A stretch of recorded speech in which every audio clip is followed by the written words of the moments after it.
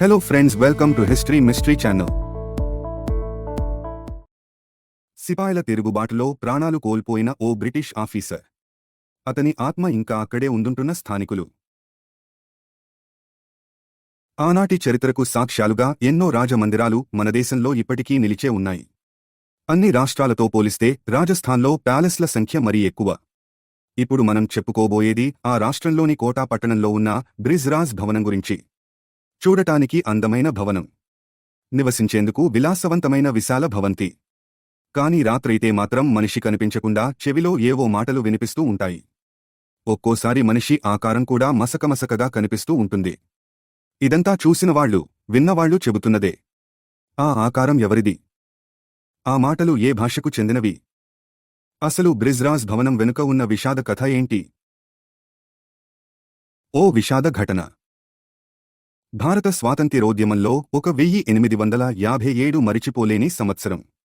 సిపాయిల తిరుగుబాటుతో ఉద్యమానికి ఎనలేని ఊపొచ్చింది. ఆ ఊపు 1947లో స్వతంత్ర భారతావనికి దారి చూపింది.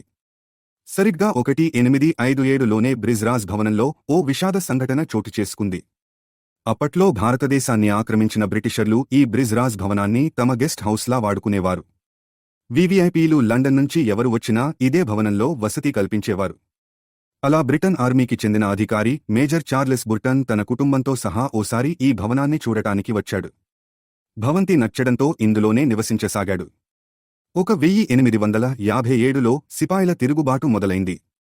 అంతవరకు తమను హింసించిన బ్రిటిష్ ఆర్మీపై పగ తీర్చుకోవడం మొదలుపెట్టారు భారత సిపాయిలు. కొంతమంది భారత సిపాయిలు బ్రిజ్రాజ్ భవనంపై కూడా దాడి చేశారు. చార్లెస్ తన 2 కొడుకులతో కలిసి భయంతో భవంతిలోనే ఓ మూల దాక్కున్నాడు. అతడిని వెతికి చంపేశారు సిపాయిలు. అతని 2 కొడుకులను కూడా వదిలిపెట్టలేదు. ఆ తరువాత వారిని ఆ ప్యాలెస్లోని లివింగ్ రూమ్ మధ్యలో సమాధి చేశారు. అప్పట్నుంచి ఆ ప్యాలెస్ నివసించేవారికి, పనిచేసేవారికి, కాపలాదారులకు మేజర్ చార్లెస్ మాటలు వినిపించడం, అప్పుడప్పుడు అతడు కనిపించడం జరిగేదని చెబుతున్నారు. కాపలాదారులు రాత్రిపూట మెలకువగా ఉండకుండా కునుకుపాట్లు పడుతుంటే చెంపదెబ్బలు కూడా కొట్టేదంట మేజర్ చార్లెస్ ఆత్మ. అంతేకాదు ఆత్మ ఇంగ్లీష్లో మాట్లాడుతూ ఉండేదని, తమకు ఆ మాటలు వినిపించేవాని చెప్పారు చాలామంది కాపలాదారులు. అలాగే 1980లో ఆ కోటకు చెందిన మహారాణి ఓ బ్రిటిష్ జర్నలిస్టుకు ఇంటర్వ్యూ ఇచ్చింది. అందులో ఓసారి తనకు చార్లెస్ ఆత్మ కనిపించిందని చెప్పింది. స్టడీ రూంలో నెరిసిన జుట్టుతో, చేతిలో ఊతకర్రతో చార్లెస్ కనిపించాడని ఆమె పేర్కొంది. అయితే చార్లెస్ ఆత్మ ఇంతవరకు ఎవరికీ ఎలాంటి హాని కలిగించలేదు కాబట్టి భవనాన్ని చూసి భయపడేవాళ్లు తక్కువ. అయితే ఆ భవనం సెంట్రల్ హాల్లో, కొన్ని ప్రదేశాల్లో ఊపిరి ఆడడం లేదని, ఇబ్బందిగా ఉందని చెప్పేవాళ్లు ఉన్నారు. అలాగే రాత్రైతే గదుల్లోనే ఉండమని, టెర్రస్ మీద తిరగడం, గార్డెన్లో పచార్లు కొట్టడం చేద్దంటూ చెబుతారు అక్కడి స్థానికులు. బ్రిటిష్ ఆఫీసర్ ఆత్మ ఇంతవరకు ఎవరికీ హాని తలపెట్టకపోయినా జాగ్రత్తగా ఉండమని హెచ్చరిస్తారు.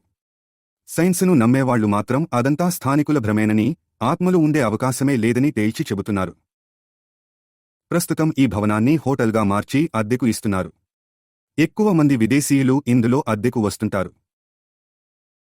మరిన్ని విశేషాల కోసం మా ఛానల్ని దయచేసి సబ్స్క్రైబ్ చేయండి.